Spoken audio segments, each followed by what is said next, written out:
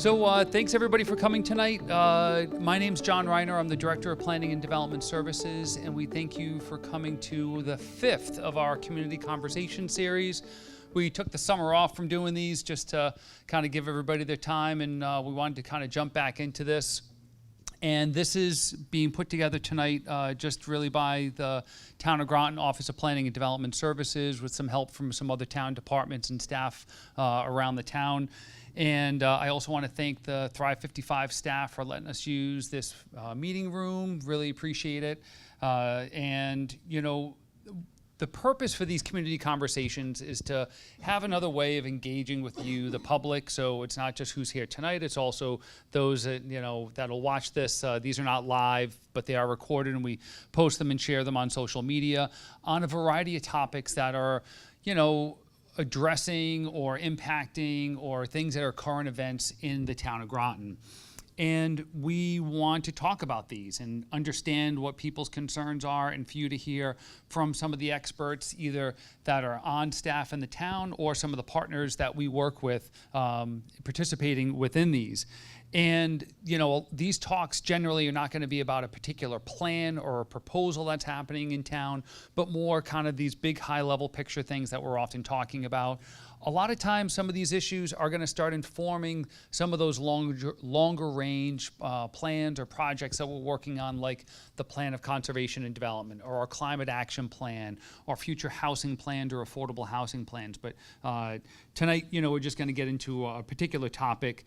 And again, we do these because, you know, a lot of times our council meetings, our planning and zoning, other boards and committees, there is a time to hear from the public and at public meetings and public hearings, but it can always be a great kind of two-way dialogue. So this can be something where, you know, we give a little short presentation, and then we break off, do some boards out in the hallway, and then come back in here and ask questions. And during those kind of breakout sessions that we have out in the hall or out in the other room, you can also, you know, a number of the staff from Office of Planning and Development are here. Talk to us and talk to each other, engage with each other as part of the community about that.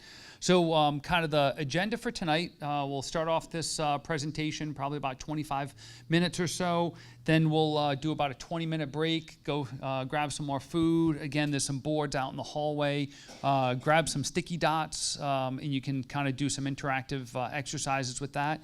For those of you that came in through the back door and didn't sign in, we do have a sign-in sheet over by this door here, so if you could just make sure you sign in before you leave.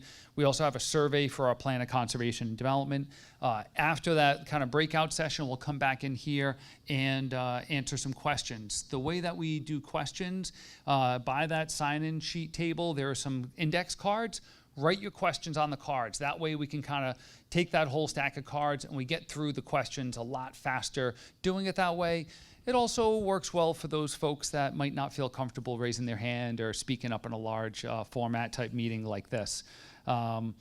And a couple other kind of quick little plugs for things before I hand it over to our guest speakers. For those of you that haven't visited our website, greatergroton.com, please check that out. There's some landing pages for a number of the larger projects or plans that we're working on. There's one for our Plan of Conservation and Development, or Groton 2035, which is our vision document for the town. There's some surveys up associated with that, and that's a plan we're going to be working on for the next 14 to 18 months, really setting the stage for what we want to see happen in Groton over the next 10 years. Pretty soon our climate action plan will be up on there, and a number of other things. So that's enough hearing from me. So before I hand it over to our guest speakers, I do want to tell you a little bit about them. So it's a couple of folks from our office. So Bryce Kelly is Groton's newest planner, bringing with him a passion for housing, smart growth, data, and geographic information systems. Before joining Groton's planning team, he was the senior research analyst at Housing Works Rhode Island, a research and policy organization at Roger Williams University. Bryce has his master's degree in integrated marketing from Florida State University. He's a resident of Richmond, Rhode Island, and he serves on his local planning board and local affordable housing committee. And I don't mean to It's funny, I was teasing one of our staff members about like, hey, we got to talk about the expertise that we all bring to the table on these types of things. And, you know, Bryce has a great background in housing and affordable housing, and that's something that we have on the team, which is really good. Our other presenter tonight, Marshall Magzala, is Groton's community development planner. He works on the state of Connecticut community development block grant programs for the town, does our housing rehab programs. He's the staff to the Fair Rent Committee, and he's the municipal liaison to the State of Connecticut Neighborhood Assistance Act. Marshall has research experience in the built environment and also focuses on affordable housing development challenges in small towns. Marshall has his PhD in city and regional planning with a focus on affordable housing from Clemson University. He has 2 master's degrees and is working on his 3rd master's right now. He has a master's in urban planning. He has a master's in public administration. He's currently working on a master's degree in project management, and he speaks 5 languages. So we have some expertise on staff in housing and affordable housing. So with that, not too much pressure, guys, I'll hand it over to them. So thank you. Thanks, Ron. Thanks, I appreciate the introduction. I appreciate shouting Layla out. Come on. I only speak 1 language, but yeah, let's get going. So I think, you know, in the conversation right now, we're talking a lot about housing. We're talking specifically a lot about affordable housing, and I'm not sure. I'm not sure that we're all necessarily on the same page when we're talking about affordable housing. What do we mean by that? So I think the aim of this presentation is to really explain what we're talking about. So where does this fit in with previous community conversations? I mean, we've talked about housing data. Don Poland came and gave a presentation about housing data in the market. We talked about civic engagement. We talked about the POCD and how that fits in. What this housing-specific series seeks to really cover is housing affordability in the Groton context tonight, the role of local government in facilitating housing affordability, and eventually we'll hope to touch on how the public can really leverage local government to create change that will improve that housing affordability. So I think it's important to start off this conversation with some key concepts that we can just keep in mind throughout the presentation. We'll return to them at the end. But the first is that we all need housing that we can afford. Whether you're starting out after college, whether you've been here, you're retired, whether you have a family, we're all in different life stages. We all need housing that we can afford in our particular situations. The second is that affordability does not mean the same thing to everybody, right? We all make different incomes. We all have different household sizes. We all live in different neighborhoods. And so it's really important when we talk about housing affordability to talk about it in the context of that individual household and what that household needs. The third, and this is a little bit more nitty-gritty, there's affordable housing and then there's affordable housing, right? There's subsidized affordable housing and then there's just general housing affordability. And I feel like we conflate the two a lot, and this presentation really seeks to separate the two to explain, you know, where there are similarities but also where are there differences. And then finally, the consequences of being housing cost burden. It's a term I'll touch on a little later in the presentation, but they can be wide-reaching. Essentially, if you're paying too much for housing, what are those consequences? And so quickly a rundown of what we're going to go through tonight. I'm going to touch on historical perspectives on housing and affordability in Groton. The affordability crisis didn't just happen. It's been happening for decades now. What do we mean, of course, what do we mean when we talk about affordable housing, affordability? Determining affordability through the lens of cost burden, that term, it's really important. Income thresholds and area median income. Sometimes you'll hear about area median income as it pertains to eligibility for housing. So it's really important to drill down and understand exactly what we're talking about. And then most importantly, by all means, is who benefits from housing affordability. It's all of us, but who benefits from certain types of housing affordability? It's really important to bring those perspectives, bring those lived experiences to the surface. And then finally, what Layla's going to hit on is the mechanisms that exist to create affordability. So it's a little nitty-gritty on this slide. I'll try to go through it as succinctly as possible. But like I mentioned, the affordability crisis didn't happen in a vacuum, but it is reaching a fever pitch in 2020, really since COVID. Since 2000, the median single-family home price has increased by almost 100% adjusted for inflation. Since 2018, that price has increased by 40%. And those costs, those increasing costs aren't just borne by owners, they're borne by renters as well. The percentage of renters that are paying too much for their housing has increased 61% since 1990. So what factors? We'll touch on the factors, obviously, in ensuing presentations, ensuing community conversations. We'll drill down a little bit more. But the main factors that have caused the situation that we're seeing right now include underproduction of housing. They include zoning, stagnation of wages, and household characteristics. If you were at the community conversation with Don Poland, he talked a lot about household formations, decreasing household sizes, and how even if we have the same population, by virtue of households becoming smaller, we're gaining more households, and what that does to the housing market locally. And so where are we today? The median single-family home price in 2023 reached $400,000. Again, I show that 5-year comparison here of an increase of 39%, but that comes out with interest rates, with taxes, insurance, to an approximate monthly housing payment of $3,600. To be able to afford that comfortably, you need to have a household income of just under $150,000. So take that in, that's a lot of money, right? For the median single-family home price. We're not talking about, the nicest home in the neighborhood. And it is also happening to our renters. So we're seeing median 2-bedroom rents reach $1,800.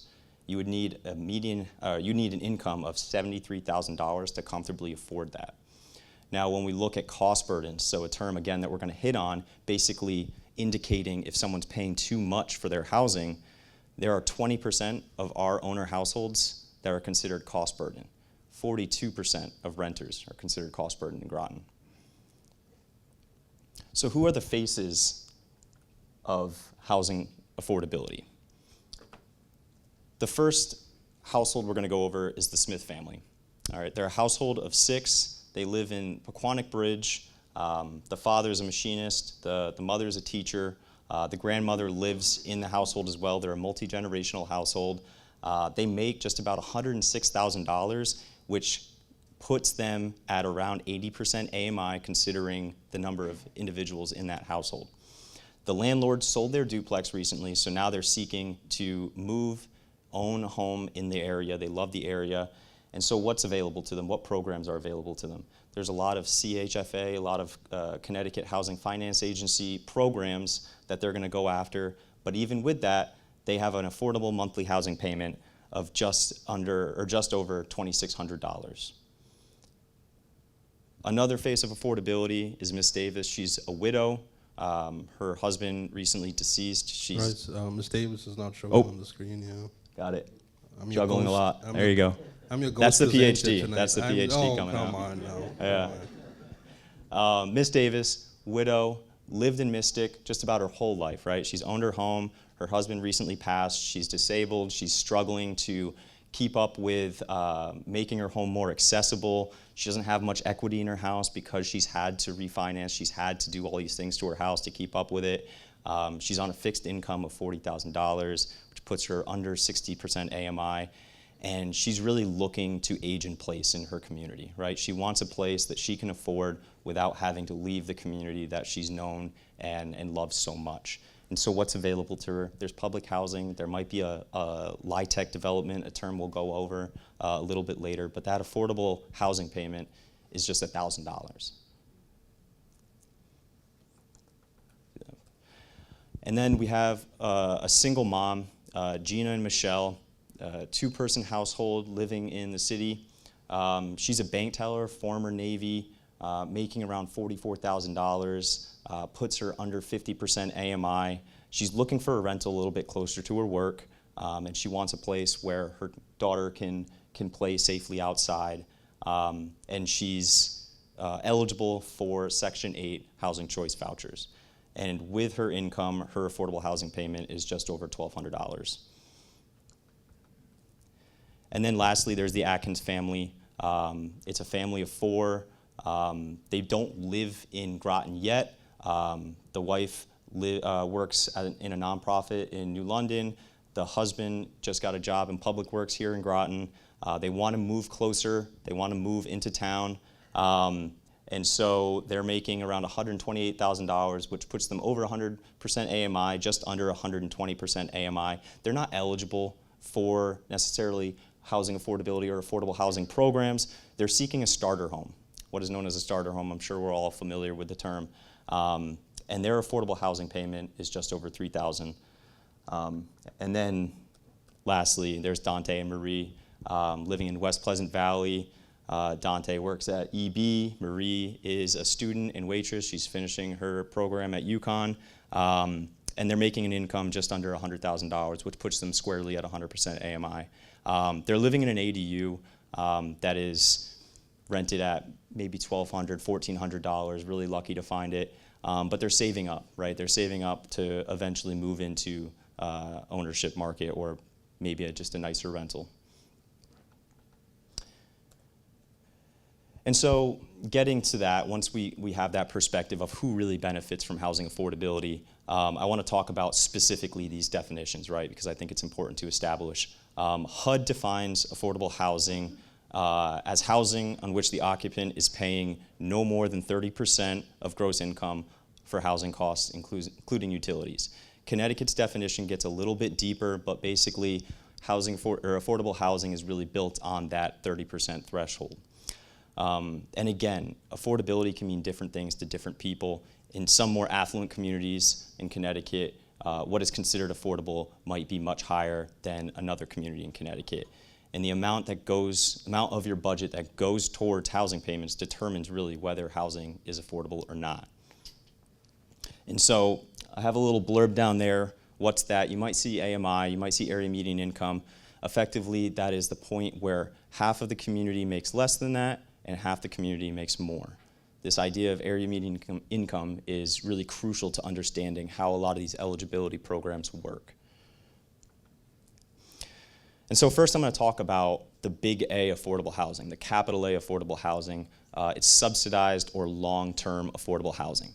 This category of affordable housing is affordable because it's received some sort of subsidy from the government. It could be from the federal government, the state government. It could be a subsidy that's not monetary from a municipality itself. You think of, in some communities, they'll give density bonuses. They'll waive permitting fees, something like that.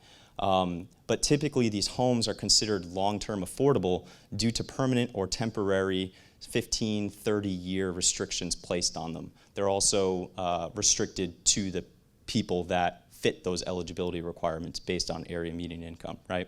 And so what are examples of subsidized affordable housing in Groton? We have public housing. We have the Groton Housing Authority. There are Section 8 housing choice voucher holders in Groton. And then there's individual deed restrictions placed on units. What those deed restrictions do is say, for this amount of time, you can only rent to a household making under this % AMI, right? And there are more examples of subsidized affordable housing in Groton, but these seem to be the main ones that are prevalent throughout the community. And so, like I just mentioned, we rely on primarily 3 streams which provide those long-term affordable housing options at scale. There's Groton Housing Authority. There's also the United States Navy. The federal government provides a lot of housing that is deemed affordable, right? The individuals that rent there from the military have what's called Basic Allowance for Housing, BAH, it acts somewhat similarly to a housing choice voucher in that it offsets costs of living in areas specifically for housing. And then there are developments that rely on funding and direct assistance from government entities.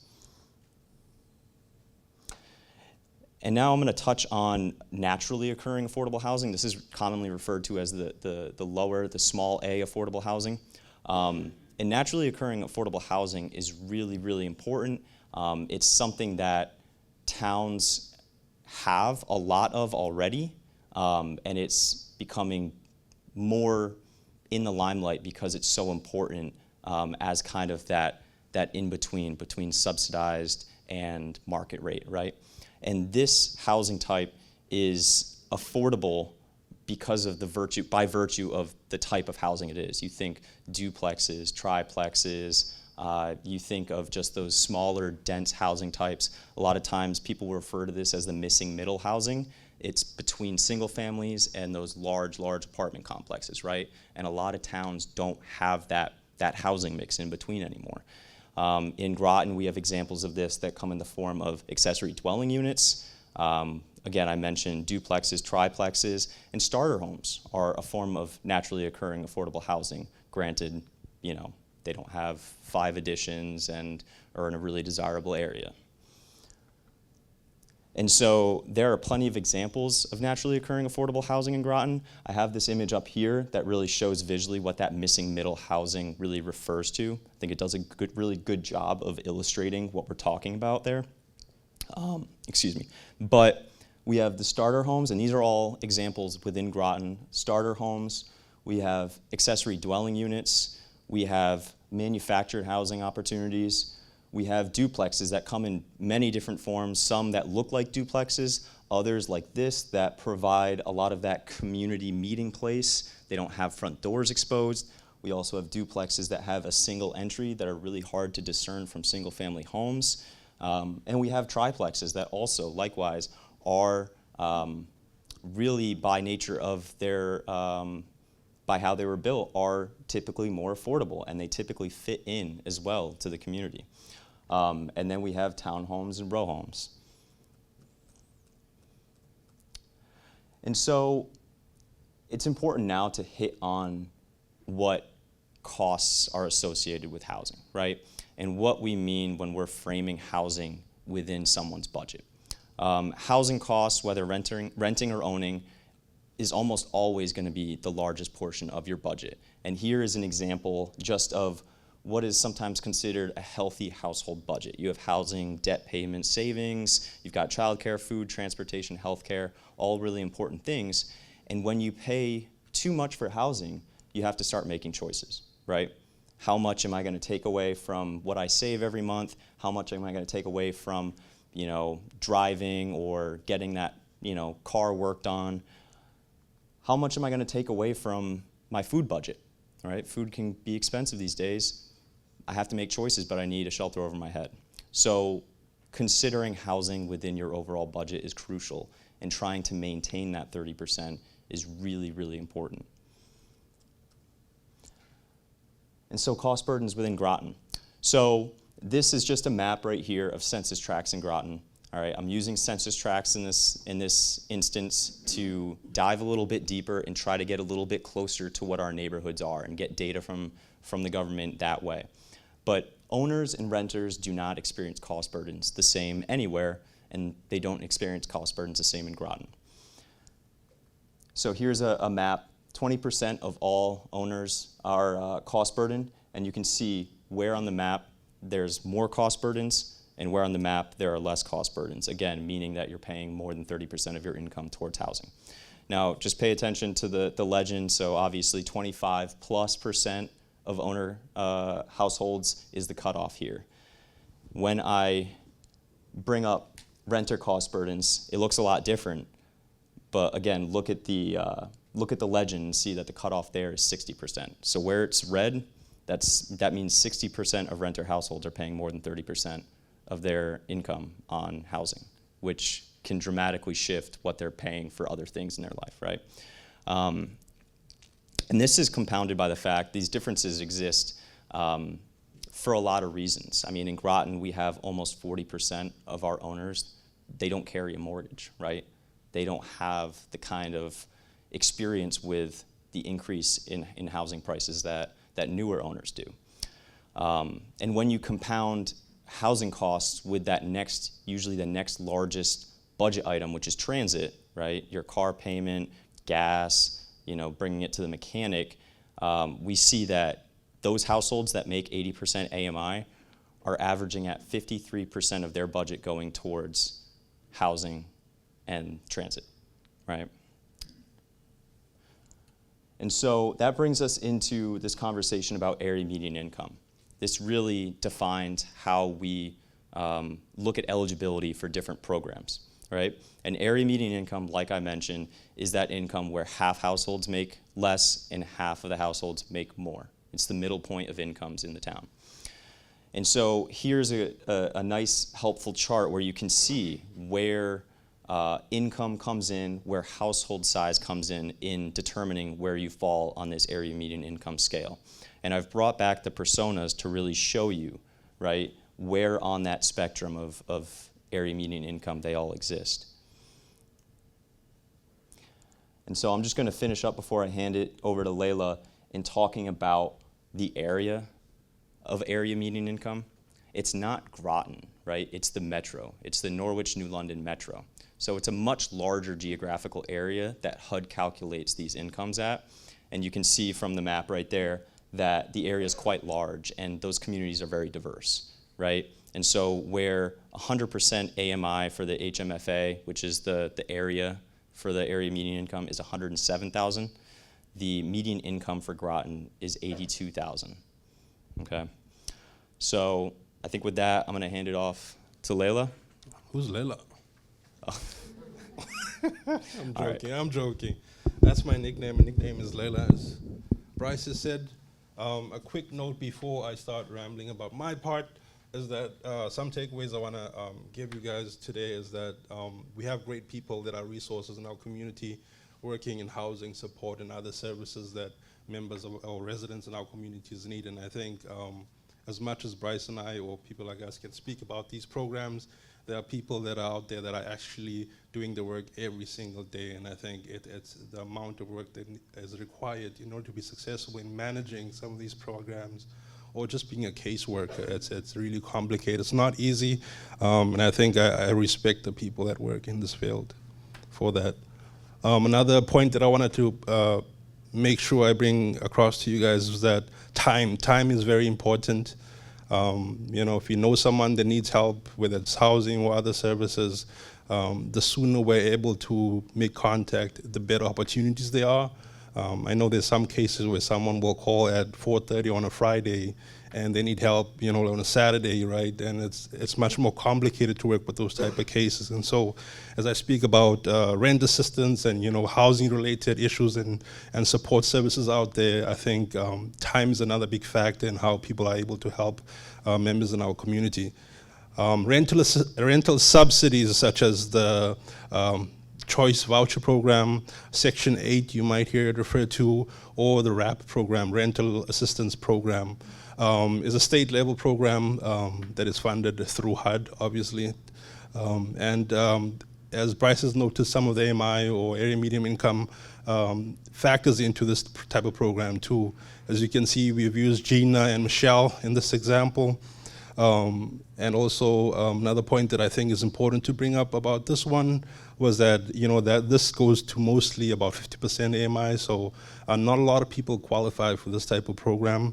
Some, I don't want to call them clients, some residents that I speak to refer to there being long wait lists. Some people you'll find are waiting a year or 2 years, right, to be participating in this program. And then also once you actually awarded a choice voucher program, you have a number of days that you need to find housing that would meet this program. And so there's a lot of challenges. It doesn't mean that if we say we have, you know, a certain number of people in our town that earn below 50%, that they can all just get, you know, the voucher program. It doesn't operate that way. Okay, try be a DJ here. Low-income housing tax credit, subsidy developments. LIHTC is an example of a subsidy development, and I think the difference also to point out between rental assistance and developer subsidy, for example, is that some assistance goes with the family. It moves with the household. So wherever the household lives, that's where that subsidy goes. But then some affordable housing subsidy is with the unit or the structure itself. So when the family then comes to that structure or that unit, whether it's a unit in Groton or New London, the family moves to that home. And so LIHTC is an example that developers are able to utilize in order to subsidize some of their costs. And for that, they would have to arrange certain number of units in their properties to be allocated for households that earn below a certain point of the AMI. The LIHTC program, it's said to be 30 years, but the developer can only benefit from the program for up to 15 years, and they are required to maintain the program available for the additional 15 years. So it doesn't mean that for 30 years they get to claim that credit for that program. And in this example, we use Ms. Davis as someone who could potentially be living in a development that has such a eligibility requirements or restrictions, sorry. So starter homes, Bryce talked about starter homes. I know we do have some in Groton. Some of them were built, 30 years, 40 years ago. And if you think of structural developments, the cost of maintaining homes, a lot of times when families start to acquire some of these homes, the plan is to either move up with upward mobility, but a lot of times you find that that startup home becomes the home, right? There's no other option, this is it. And income may also not increase as you would hope for your family. So you'll find a family staying in this type of house for 30, 40 years. And then there's a lot of maintenance costs required, and so keeping up with these homes can also be a challenge. But yes, they are an option of affordable housing, and if a family is able to secure the right type of employment and can financially afford such housing, it's great. I'd also like to plug in the New London Homeless Hospitality Center here. They provide services such as home ownership education and counseling, which is important. So as people are encouraged to buy homes, I don't think, me personally, I would not recommend just buying a home. I would encourage everyone to at least attend some kind of education and counseling. Even if you know housing, even if you're an expert in housing, just have someone else kind of review your case to make sure that you have everything you need and can be successful in owning that home. We all know about the foreclosure process. We all know there's a lot of families that buy homes and think everything will be okay, but then something happens, right? And so being educated and understanding about these processes is very important. We use the Atkins family here, but I'd like to point that some of the challenges to starter homes might be zoning regulations, preferences. People might not want to start that low in owning a home. They might want a home that is much more newer and better for them. Land acquisition sometimes can be the problem, right? Land might be very expensive, so even if the home is not necessarily that expensive, but to have a home in a specific area of town might be a challenge for some people. Accessory dwelling units, Bryce talked about accessory dwelling units. These, I'm sure you've seen some of these. If not, sometimes they're not necessarily visible because it might be the basement, right, that you're using as an ADU. It could be detached, for example, or attached. It could be a conversion of a garage into a home or above a garage. Through proper permitting requirements and ensuring that you're following the zoning regs for that area, this is possible. It could be an option for some family. And the types of family that use this, it might be someone who wants to be aging in place, and so they'll either already have this or built this on their property and have either the younger kids who are married now moving back to town be living in the main house, and they live in the single floor unit in the ADU. We've also used Dante and Maria as an example of a couple that might be renting that ADU while you own the home, for example. Subsidized affordable housing in Groton. Yes, we do have them, and some of them, like I said earlier, they are linked to the structure, to the properties, and sometimes we don't know where they are because some of these developments or these assistance programs are with the family and the household themselves. But just on the map here, just to show more or less the distribution of our affordable housing within the town of Groton and the city, I'll note we all can see the Navy has some housing too. Noang, I'll reference the Mystic River Homes is counted there too, so that's why you see that seeming like it's a much more larger number over there. So single family housing can also be affordable and subsidized. As Bryce noted, the CFHA, which is the Connecticut Finance Authority, Housing Finance Authority, they help families within a certain AMI with housing down payment assistance and things of that nature.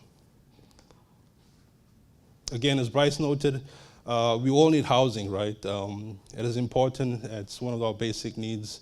And also, he also referenced that we all don't pay the same, right, in our expenses. Our expenses are different, but it's important to note that, I always say this in our teams, that we are sometimes always away, one event away from our circumstances changing, right? And a lot of times, people are ready for that, but for the most times, people need help, and I think it's important that we have options. And I think also I'd like to say, with the POCD, for example, we have an opportunity to have that discussion as to how do we want to align this community, ensure that for when things happen, or for the families that are currently experiencing a hardship in our community, how do we want to position this community for today, but also in the next 5 years, in the next 10 years, as the kids are growing up, what do we want them to have in this community too? Yeah, I think that's all I have. We'd encourage you guys to stay involved, and I think John will come up. Oh, he's already behind me. Yeah, but another thing I'd like to point out, as I said, there's a lot of programs out there. There's a lot of people working in this industry, and I admire the work that they do. I try to sit in on some of their meetings, and I think it's very important work that they do.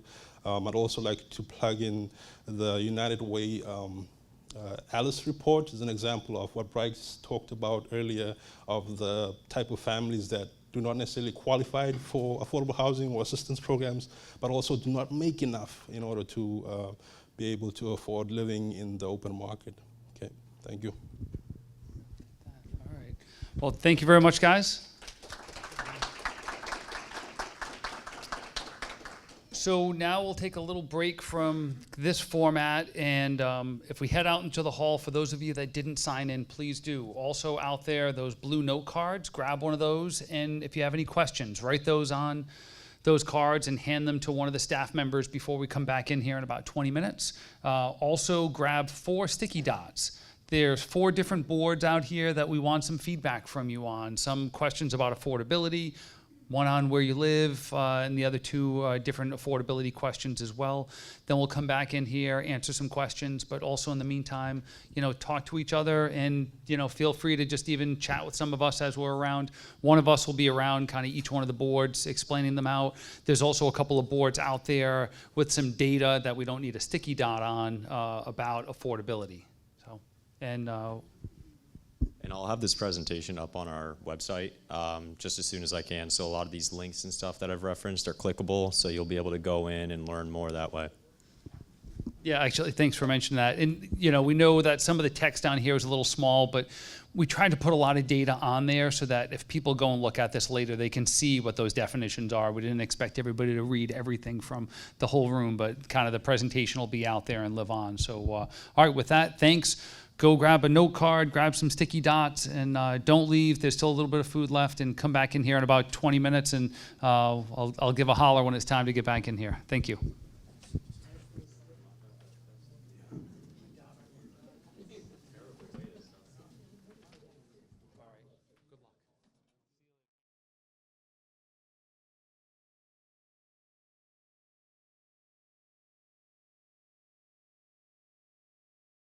All right, hey everybody, we're just going to get into the question and answer part of the night, which we always have a lot of fun with. So if I could get everybody's attention, so what we'll do is kind of read off the questions we got, and then Bryce and I will go back and forth kind of answering these the best that we can. So the first question that I have here is, are multi-story apartment complexes a viable solution to the affordable housing problem? So they are certainly, and so here's, Bryce was talking about lowercase affordable, uppercase affordable. So that gets into that kind of missing middle housing. And it's not the only solution, but is it a viable solution to solving a lot of our housing woes? It certainly is. And now, multi-story apartment buildings, we can think of those like what's happening at the old Sealy School at Triton Square, but we could also even think about like 2-story, 3-story buildings, duplexes, quadplexes, triplexes. I'm sure, one of the things, if we all kind of thought a little bit about our own housing stories through our lives. Like, what type of house were you born in? What type of house were you in, through high school? If you went to trade school or college, where did you live after that? And where, in your mid-30s, 40s, and where you are now, you might see a very different trajectory of, oh yeah, I forgot about that place that I lived, or yeah, I guess that place I lived was over somebody's garage and that was an accessory apartment that I never really thought of. So those are some of the solutions, but the multifamily housing, like Triton Square at the old Sealy School, that's 306 units of market rate housing that is built in a pretty small area. So from a density and overall land area, that covers a lot of units over a small area, as opposed to one house on 20,000 square feet or an acre. So I got a question. What % of affordable housing is accessible to non-Navy people? So I actually looked at this. The state produces kind of a spreadsheet of what counts towards your affordable housing %. And it's just under 50%, I believe, of affordable housing units in Groton are considered the non-Navy housing. That said, the Navy does accept non-military members into their housing development if there are spots open. I'm not sure that they're necessarily considered affordable. They might be market rate in that case. They are, yeah. So, it is housing available to non-Navy members. Is it affordable? Not necessarily. But there is a large percentage in Groton of Navy housing that constitutes the affordable housing for the town overall. And if that housing wasn't here, we would still have all those sailors, those families, those folks that work at the base and that are stationed there that need housing. So we're fortunate to have that housing, and it is, covering a good chunk of our housing needs from folks at the base, but there's still another housing need there. Next question I had is, what new housing developments are planned? So, there's one thing of what's planned or what's approved, but what gets built is something a little bit different, because we have some housing developments in the range of, 150 units or so that, the numbers just don't work, or the financing isn't there, or building materials cost too much and interest rates are too high. So that's one of the things that gets really tricky, and sometimes, I think it was Lela had mentioned something about time and people when they need homes. So time can be the enemy on a lot of these projects, and it's not just the time of construction, it's also the time it takes to design and permit. And we try to do things with our zoning regulations and our processes to be as thorough as we can and protect the environment, but all of those things start causing delay and more time, and time is money, and all of that extends out the process. So there's a development project that over on Drostic Drive, the Ledges Phase 2, that was approved but not built yet. And we could probably put up a list of all the approved or pending kind of housing developments in town on our webpage. Also, if you, not the most exciting thing in the world at times, if you look at our planning commission agendas, you'll see what's happening. It's not just all car washes and banks and auto parts stores that are being built. Our planning and zoning commission does get some housing applications. Okay, so I got a little lucky, and I got the luck of the draw with a more data-related question. When it comes to owner cost burdens, why is Groton Long Point shaded the same color as Fort Hill Homes in the poorest part of the city? Overextended, does this muddy the significance of this metric? So the maps that I put together for this presentation are built on census tracts, right? And it really is the best metric that we have, is the census, to be able to estimate the level of cost burden throughout town. Again, this is an estimate, right? And it depends on the delineations of these census tracts, right? Census tracts have to have a certain amount of people within them to be considered census tracts. And so sometimes you just have to kind of go with how that's delineated, right? And the reason that some areas are shaded along with other areas really comes down to the data availability that we have. I wish we had data that was at a neighborhood level or a geography that we're all more familiar with, but we just don't have that. And so we're just working with kind of the best data available that we have. And sometimes that's not from the census tract. Sometimes that's from Association of Realtors. Sometimes that's from the state. Sometimes that's from our own office that the best data can come from. But for that specific metric, the best we have is from the U.S. Census. So next card I have a two-parter. So one, how can we or you lower the resistance to affordable housing? Ooh, the multi-million-dollar question right there. So, I think some of it, and, we often talk about, well, we need to educate. We need to talk about these things more. We need to have more conversations. And even, I was chatting with one person tonight about like, hey, how can we turn these more into conversations and kind of get a little bit back and forth. And some of the next phases of this and the work that we do on that plan of conservation and development, we want to have some focus group meetings. We want to sit with small groups of people and talk to you about these issues, these initiatives. If you're really interested and want to get involved, you can join a board or commission if you want to really dive deep into it. But kind of getting back to the question of how do you manage or lower the resistance to affordable housing, a lot of it is getting people to understand, and that's where, in the presentation tonight, they were those personas of different households and people. I think a lot of people, there's a fear, this stigma around what is affordable housing, but a lot of people that in our community now are either eligible for or are like living in affordable housing. It's, our municipal workers, it's our teachers, our firefighters, our police officers, a lot of town hall employees. You look at that, those are the people that are, that can fall into that category. People that work at a lot of our retail stores, things along those lines. That's who is going to move into the affordable housing in your community. It's not going to be, those people from some other town or some inner city area, and that's often what kind of gets branded with it. And a lot of those are false stigmas and false personalities.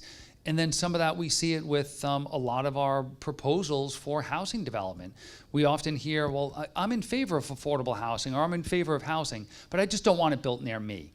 Well, if you don't want it built near you and the people on the other side of town don't want it built near them, where can it go?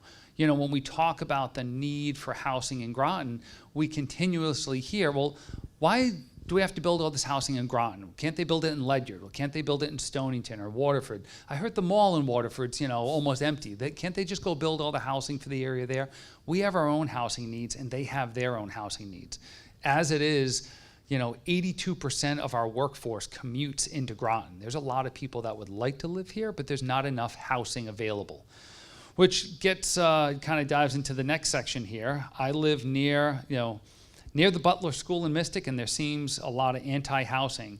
Can you assuage people there that there'll be a public green space component? So, with all of the redevelopment of our excess properties, which the next one of these community conversations is going to be a little bit more of a dive into housing. The one after that in January, we're going to be talking about excess public properties and that process and try to demystify that a little bit for the public. Each of those properties, as if folks that have been watching those meetings with the town council of how we get to developing that RFP, it's a very transparent process. And then, we put out these requests for proposals and we get feedback in. We tell the development community, we're looking for ideas, but we also need X, Y, and Z. We need open space in town in certain sections. We've also looked at certain areas of town that have a lot of open space and other areas that don't. So all of those things go into what the future of all these properties will be. But, with all of these excess properties, not to dive too much down into that rabbit hole, the development is always going to be generally consistent with what's in the neighborhood. At SB Butler, nobody's going to propose a 6-story, multifamily apartment complex. It doesn't make any sense there. It doesn't fit. So I'll hand the next question off. Okay. This is an interesting question. What is the town actively involved in procuring affordable housing units? It's a really interesting question because it's something that the town doesn't do. The town doesn't procure housing units. We aren't a housing authority. We don't have the funds. We don't have the mechanisms to be a landlord, right? There are some regions, some cities, I'm thinking of one outside DC, that has taken on that role, and it's had success with it, but it's also a much, much larger municipality, much larger jurisdiction. And I don't think there's been many other places that can replicate something like that. I think it's really down to our nonprofit developers, our housing authorities to really take that on. The town itself doesn't really take on the role of a housing developer or a landlord in that way. Because there's a lot of cost. There's a lot of things that go into building and developing housing. One of the other things, when we talk about affordable housing, sometimes people ask, well, what else can the town do, either through zoning or other things? So state of Connecticut mandates that all municipalities have a minimum of 10% of their year-round housing stock is affordable. In Groton, we have over 23%. We have the 5th highest percentage in all of the state of Connecticut. So we are not subject to, developers can go this process, there's all these laws and acronyms in planning and in government called an 830G. Groton is not subject to an 830G because we have more than that 10% affordable. So, do we need more affordable housing? We certainly do, but we need more housing, just housing at all price points. And that's really kind of what you've heard a lot of us talking about quite a bit in the recent past. So this one's a doozy. To what extent do Groton zoning regs help or hinder people's access to housing? I think it's definitely top of mind for just about every jurisdiction, states, nationwide. It certainly has a role in hindering housing development. It certainly has a role in controlling housing development, for better or for worse, right? I think every municipality, Groton included, should take a real look at their zoning to figure out, okay, what kind of housing types do we want? Where do they make sense? Where is that need, right? When you look at your zoning, where you look at where you want development, okay, you don't want to have necessarily a large apartment building in the middle of the woods, right? You want it near services, you want it near restaurants, you want it near shopping centers, you want it where it makes sense. And that goes for every housing type. And so I think it's a worthy exercise for every jurisdiction to do, especially while we're in a housing crisis, to examine, is zoning serving its intended need, right? Or its intended purpose, which is to serve the whole community, right? So it's a tough question, and it's one that takes everybody, and it's one that takes, quite frankly, involvement in the POCD and involvement in, from the community perspective, in planning and zoning, or planning zoning commission meetings, showing up, learning about what's happening, and voicing what you want. Yeah, there's a lot that we can do with zoning, and we just rewrote all of our zoning about 5 years ago, and we made some really good strides, but there's still a lot to do. We wrote certain regulations to say, hey, we're going to enable this new type of housing to be developed, and some of those regulations haven't been used at all, which tells us they're broken. They're not working. The development community is not embracing those, because who is the development community? They're the people that are building your community. Like, the developers are building what you, the town, says you want your plans and your regulations to look like. And if they're not coming here to build, it's because we're either too difficult, too expensive, too bureaucratic, or some other reason that they can't build here, or they don't want to operate within Groton. And if I can add on that, there's an interesting kind of but there's an interesting kind of crossroads here too, where a lot of the housing types that we're really after, that missing middle housing, that lighter density, developers don't really know how to build that at scale anymore, because we've shifted for so long into larger single family homes on larger lots. And so just frankly, the developer class isn't as established to produce some of those housing types yet. And they don't have maybe the subsidy programs that can help get those things built, right? Oftentimes subsidy programs are geared towards the highest maximum return, which is higher density housing. It's not geared towards duplexes, triplexes, manufactured housing, things like that. One of the questions we get a lot, and is, why aren't developers building starter homes anymore? Well, there's a lot of really good reasons. One, because our zoning requirements are too much in a lot of areas where, in areas where there's water and sewer, you really don't need 15,000 square feet or 10,000 square feet. You can get by with 5,000 square feet on a lot for starter homes. And that's going to create a tight, walkable neighborhood. But you need to, the land cost needs to be low enough, and then building materials are really expensive. So there's things that we can do through zoning, through regulations, through process that can help enable that. And, there are municipalities around the country like us that are actually saying, all those single family zoning districts, we're not allowing single family zoning districts anymore. It's only people can build single family, duplexes, triplexes, and quadplexes by right. And we're not just going to limit it to one particular thing, and we're going to make it easier. And we're not going to require double or triple the lot size, which is what a lot of places did. You know, back in the 80s, I think a lot of folks were concerned about the loss of farmland, the loss of open space, and you know that's still a concern now. And we said, oh, well, let's make the lot sizes bigger, and that'll slow things down, and we won't lose our farmland. But then all we did was start sprawling out the communities, and a lot of these rural areas got built into. So we need to kind of reel some of that back. Again, not something that's going to happen overnight, but a lot of work to do. So this question, why doesn't PZC allow more mobile homes? They are truly affordable. I think the question is mobile home parks, perhaps. And it's an interesting question. I mean, manufactured housing, which is what mobile homes are with HUD certification for health and safety standards, manufactured housing is more affordable than stick-built homes. That's a fact. However, when you take into account some of the pad fees that are associated with renting the land that the manufactured home is on, that can start raising the price. So they are affordable, and they're certainly more affordable than stick-built, but I don't necessarily want to say that they are, you know, this you know, panacea for affordable housing, but they definitely have their place, right?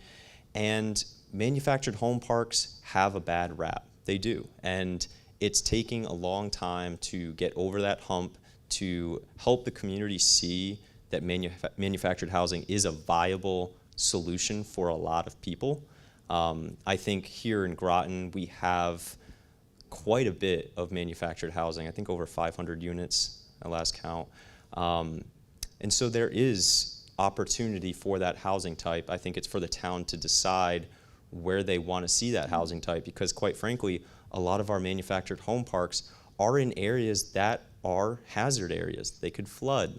There's areas of town that manufactured home parks are in currently that we probably shouldn't target for manufactured homes anymore, right? But I think, you know, they offer a lot of opportunity. They offer increasing opportunity in terms of making it more affordable. But I don't want to suggest that they are inherently affordable by virtue of them being manufactured housing. They can quickly become unaffordable. So last card I have has a few questions on it. So do the homes on the reservations in other towns benefit from these programs? So I'm thinking probably Section 8, low-income housing tax credits, and others. I'm not really sure if any of the reservation housing falls into that. I'm not sure about Connecticut. Yeah. Yeah. Okay. Yeah. So we don't know, but we can look into it.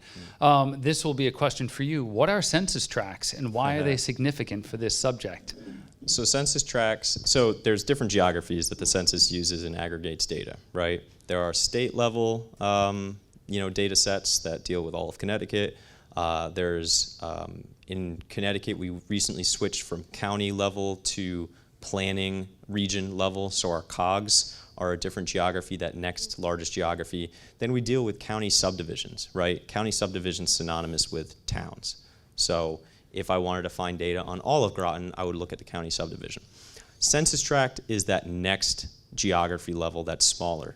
And the significance of census tracts is usually they have kind of that sweet spot of specificity between a whole town and a very small area without having a really high margin of error, right? Because as you get down in smaller and smaller geographies, there's more and more assumptions baked in that the Census Bureau needs to make, right? And so I utilize census tracts a lot for Groton because they align relatively close to how we identify our neighborhoods here.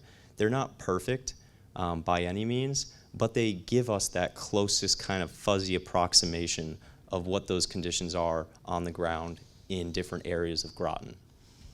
And the last question on this one was, are food deserts and lack of public transport taken into consideration when planning affordable housing areas? So I don't know the last time a new affordable housing development of significance was actually planned or developed in Groton. It's probably been 20 or 30 plus years. You know, a fun fact, we recently had a 7-lot subdivision on Allen Street. I think that was the biggest subdivision of like creation of new lots that we've had in almost 20 years. So we're not seeing a lot of new development like that happening. It's not a lot of large-scale development. In other municipalities, I know when they're looking for funding for expansion of affordable housing development or integrating affordable or building new affordable, public transit is one of the main factors that they look at. The last place I worked 10 plus years ago, you know, I think of a few larger affordable housing developments that we saw get built. Public transit, yes, a necessity. You know, walkable area, definitely. Able to walk to food and access to supermarkets. Those were things that were really worked into that kind of metric of where they were looking to locate new affordable housing. But again, haven't really seen any of that here in Groton. In linking transportation and higher density housing is just smart planning practice too, because you can reduce parking minimums, right? If more people are relying on public transit, you don't need all that space in that lot eaten up by parking spots, and you can either make more units there or have more green space there and just make better use of the land. And so transit is, I think, probably one of the highest priorities when citing any kind of housing, but especially higher density or affordable housing. Yeah, Andres Duani, who is one of the founders of the Congress for the New Urbanism, which he was an architect, or still is an architect, and they looked at planning in suburban communities in a much different way. I heard him speak probably about 18 years ago, and he had said in the U.S. that there's somewhere between 7 and 8 parking spots for every single car. So think of all of the wasted space that we have for automobiles. And, you know, a lot of that's in suburban communities like us. You know, you drive around at night, you see a lot of empty parking lots, you know, just keep that in mind. And, you know, as we talk with our Planning and Zoning Commission about, well, what's the right number of parking spaces at this apartment complex? Well, is there public transit? Is there enough, you know, availability for a seat? Are they, you know, running enough routes through here? Those are things that until you have the density, it doesn't necessitate having more bus routes or a train stop, but until you have the train stop or the more bus routes, it's hard to eliminate the parking. So it's this kind of, you know, chasing your tail type of scenario. And then the last question I have are, what are some ways to promote the construction of new homes in all price points? That's kind of the $1 million question here, right? I think certainly coming to more meetings and voicing what you want to see, right? If you are someone that wants to move to Groton, or if you're someone that wants a starter home and you can't find any, you need to make your voice heard, and you need to talk with others. I mean, we hear from a lot of the community, but we don't hear from certain, you know, subgroups in this community that we know need some of this housing the most. And so we're actively trying to engage with the community more to make them understand, hey, if this is something that you want, you know, if you look down the street and point out 5 different homes that you want and you want to see them in Groton, well, you need to be able to, you know, come to a meeting and speak to that, right? Because we can make all the assumptions that we want based on data, based on what we see trend-wise, but until we hear from the community itself, we just don't know, right? Yeah, and if people can't make it to meetings, because not everybody can. I mean, I think we're all fortunate that we're able to get here tonight. People have to juggle their schedules around. Send me an email. Send the town manager an email of like, hey, we're interested in this in town. I live here in town, or I work in town and I want to move there. So then we can share that information with our elected leaders, with the members of our boards and commissions that, hey, it's not just the 15 people that show up to that meeting to protest against that development. There's also 30 people that we got emails from because they couldn't make it here tonight that they really want to see that development happen. Let us know. Yeah. And I think the most important and most impactful thing is to just share your story, right? You know, I wouldn't be able to be a homeowner if my parents didn't sell me my home at a discount, right? Like, and there's many people that aren't as fortunate as I am.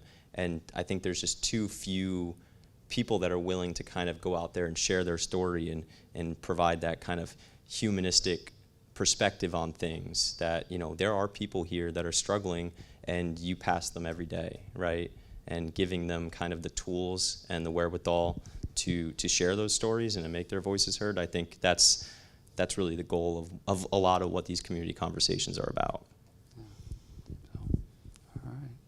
So thank you very much. If folks have, we got a question here. Just a quick question. Just wanted a follow-up So what's happening with the Mr. Girls School property? That's a great question. We're the same place we were. We're nowhere. So one of the things, that's something that as a town, I've said this at a number of planning and zoning commission meetings, I'll say it at other meetings, at some point we, as a community, we have to grapple with that property. It's almost 100 acres, I think it's like 77 or 72 acres of developable land there that the state of Connecticut owns. There's also land that will permanently be protected, going down to River Road. It has water, it has sewer, it has close access to 95. There should be some development there. There's also a dump there. There's buildings that are falling down into the ground that are going to take millions and millions of dollars to clean up.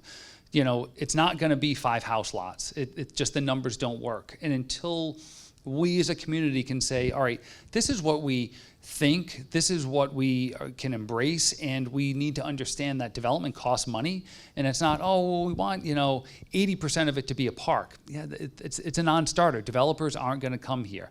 Or, oh, well, the federal government will give us grants and clean it up. That's not going to happen either. There's only so much money. So we got to kind of come together, and everybody might not like what the end thing is, but compromise is when all sides are equally miserable with it. No, I think we can do better than that. But at some point in time, I hope through the discussions now with our plan of conservation and development, we can start chipping away at that. And at some point in time, we're going to have to start pushing the state to say, hey, let's start this conversation again. Let's engage the neighbors. Let's engage all the people in Groton, because what happens there doesn't just impact one neighborhood. It really impacts the region.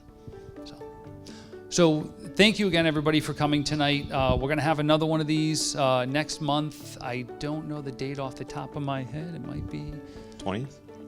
The 20th of November. We're in October. Where did September go? So thank you so much. All right. See you there. Yeah, we'll see you then. We really appreciate you coming, and we're still here if you have some questions. And again, help spread the word. When we get this video posted up, share it out on your social media. Thank you.